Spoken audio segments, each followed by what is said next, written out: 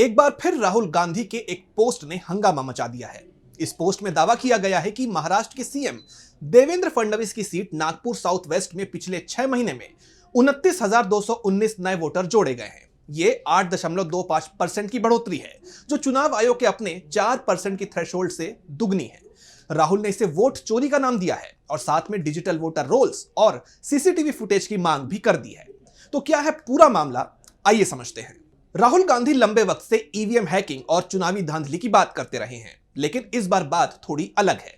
एक रिपोर्ट का हवाला देकर उन्होंने दावा किया कि महाराष्ट्र के सीएम देवेंद्र फडणवीस की सीट नागपुर साउथ वेस्ट में पिछले 6 महीने में 29,219 नए वोटर जोड़े गए हैं, यानी हर दिन औसतन 162 नए वोटर। राहुल गांधी लिखते हैं, महाराष्ट्र के सीएम के अपने निर्वाचन क्षेत्र में मतदाता सूची में केवल 5 महीनों में 8% की वृद्धि हुई है। कुछ बूथों पर 20 से 50% की वृद्धि देखी गई। बीएलओ ने अज्ञात व्यक्तियों द्वारा वोट डालने की सूचना दी। मीडिया ने बिना सत्यापित पते वाले हजारों मतदाताओं का पता लगाया और चुनाव आयोग चुप या मिलीभगत, ये अलग अलग गड़बड़ियां नहीं है, ये वोट चोरी है, कवर अप ही कबूलनामा है।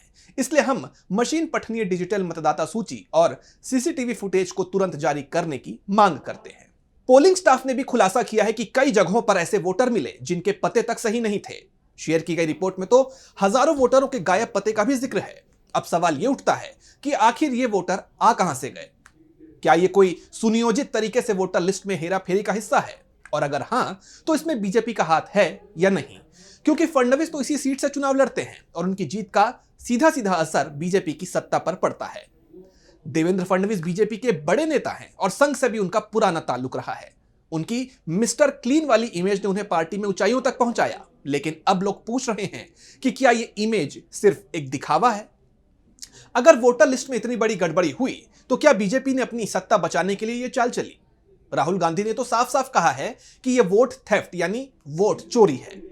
इतना ही नहीं, कुछ यूजर्स ने 2019 के चुनावों का हवाला भी दिया, जब नागपुर में 15,000 डुप्लीकेट वोटर मिले थे।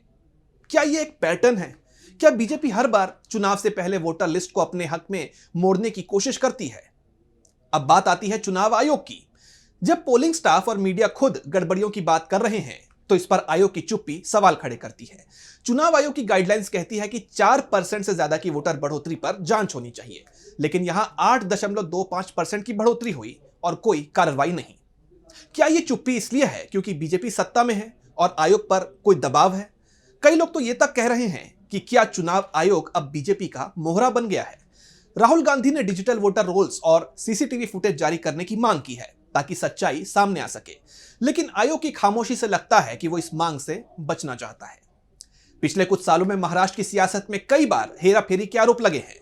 2019 का राजनीतिक संकट और फिर 2024 के चुनाव, हर बार वोटिंग प्रोसेस पर सवाल उठे हैं।